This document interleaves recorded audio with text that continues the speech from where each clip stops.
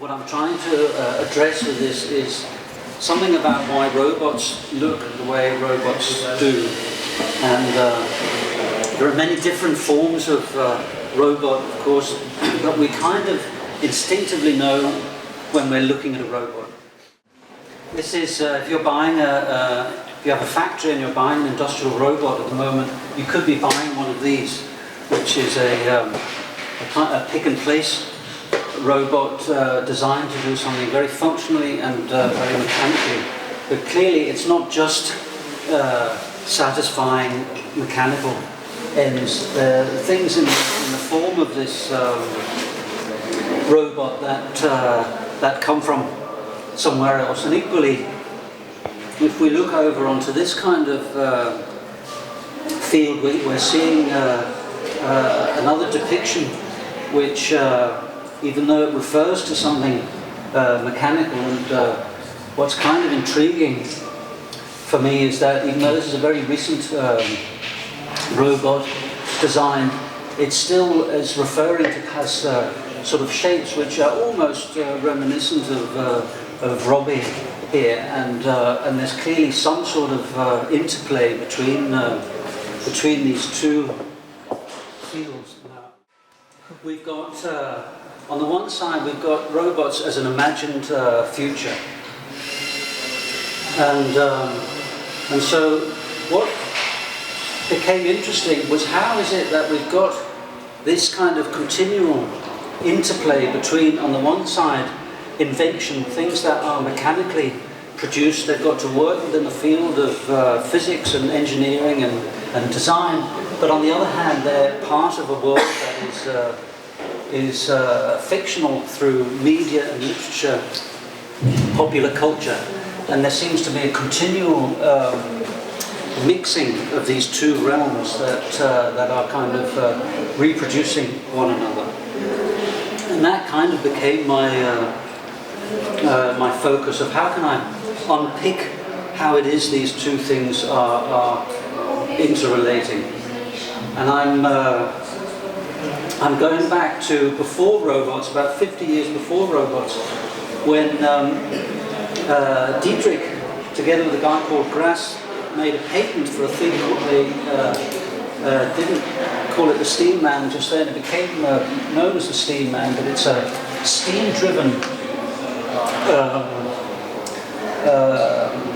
alternative to a horse that can pull a carriage. And basically it has a steam boiler, a single cylinder here, which I'll call an actuator, which will become clear in a moment. And through this one cylinder is able to activate these legs which can pull the carriage. And this ingenious invention, which was patented in March 1868, has a full description of how these mechanisms work from the cylinder. Very, as an engineer, it's incredibly interesting. Now, what's also interesting is that 4 or 5 months after the patent, a book was published called The Steam Man of the Prairies. And it was an adventure story about a boy who creates his steam man and goes and has lots of adventures. But it gives an opportunity to kind of see this difference between two realms, the thing that's invented and created and has to somehow work and satisfy this this need in the real world, and then something that is has another need, but it's produced by an artist or illustrator who is taking elements from this world and is able to make them in another way. His kind of domain is that of visual representation, and giving us the idea of a fantasy. So we have these two kind of fields of invention and fiction, And then in order to sort of analyze or have a better understanding of it, I came up with a sort of topology through this mnemonic of spaces, which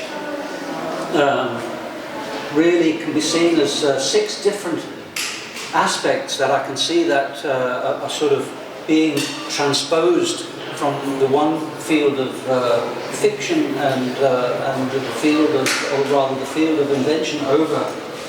And interestingly, these kind of seem to go through most of the robots that we see. So the first, which is structure, you can't build something to move without it kind of holding together.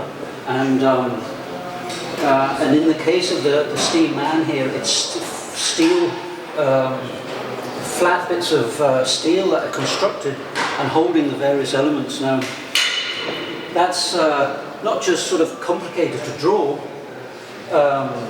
but it's quite boring to draw. Whereas if you start giving that a kind of feel of a steam boiler with these rivets, and you can form it much more so it looks like a man it's supposed to do. And so an illustrator doesn't need to have this to actually work in reality. So his structure can be the exoskeleton that he's involved with.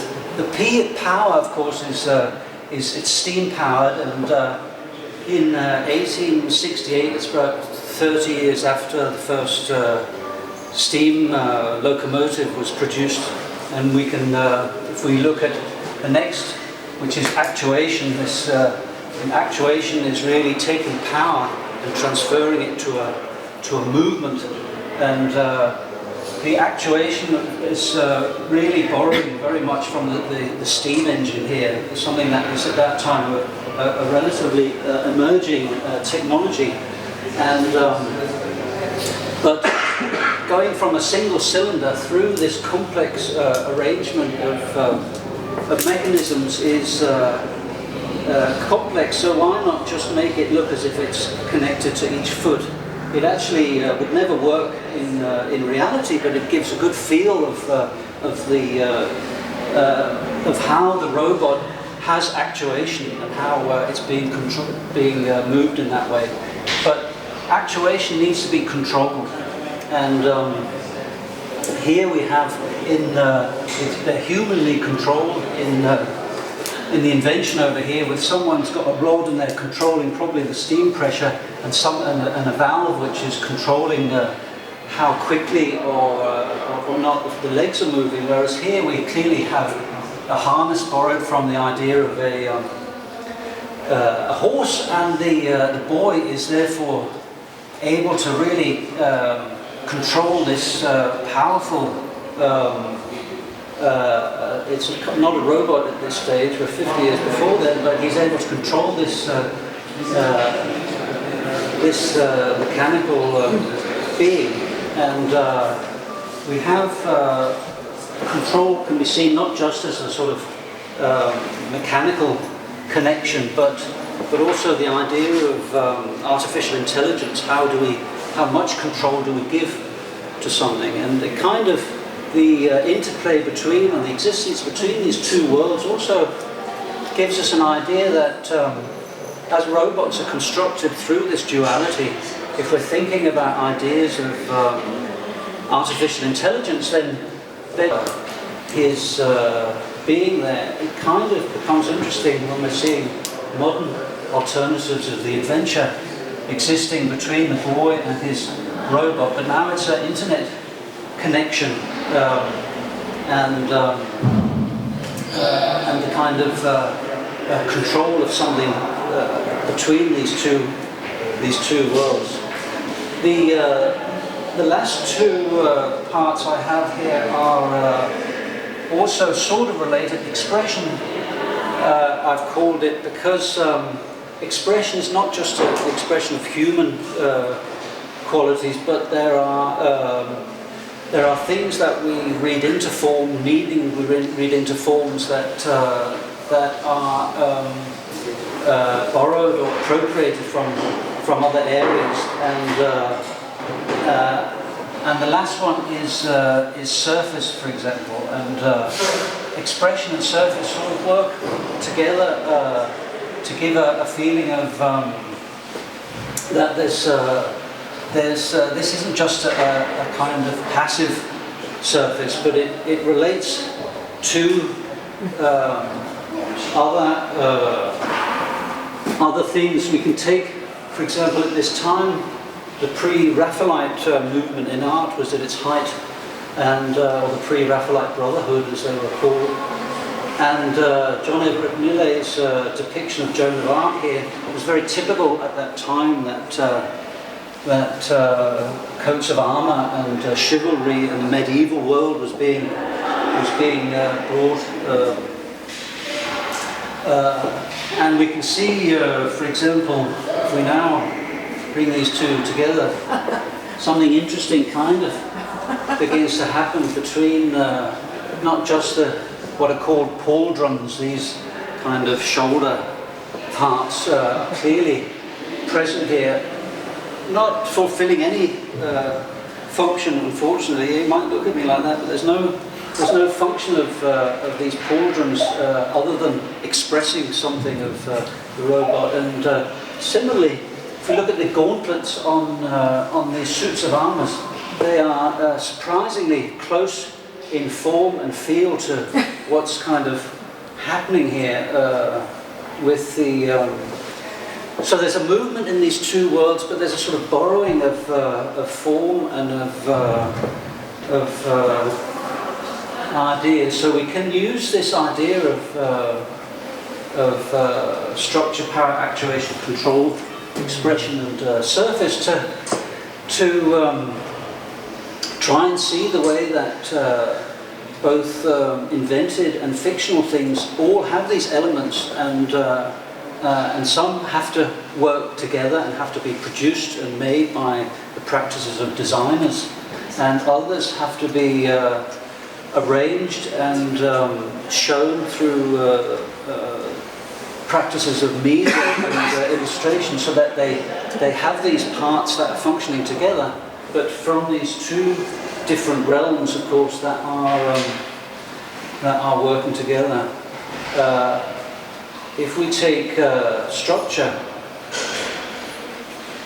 this product, result of product design, is created in a program called SolidWorks, which I'm a user of, and can sort of create these sort of things. And what's interesting is you have here, you can show the interplay between, in Nau's foot, for example, this is the structure, this dark part is the structure that's holding these. There are two motors here that are functioning like actuators. They're direct drive actuators or stepper motors that can move exactly to a certain position. So we don't need connecting rods and actuators now. We can build in, since I think about 81 was the first time direct drive was used in robots. So the structure is being driven directly, but then we have the surface here, which is fitting on and giving this impression of muscle or power, or even it kind of resembles a Porsche car or something here. So this sort of styling and product styling is put in on the surface, giving that kind of expression. So I think you're getting the gist of it, and you can sort of go through these different things. It's interesting to see the number of actuators involved here, over 30 actuators that are sitting in different places, so you get a real feel of how this is thought through as an engineering point of view, but also somehow when we sort of get the impression of actuators, it also fits with a robot. We like to see something of how these things work, but it's too mechanical if we're having all that sort of thing. So as it's a work in progress, I can stop there, but I couldn't resist just doing that, just to give that kind of... You like the sword. I hope you... now can't actually do that, but Photoshop can. Okay, I'll finish there.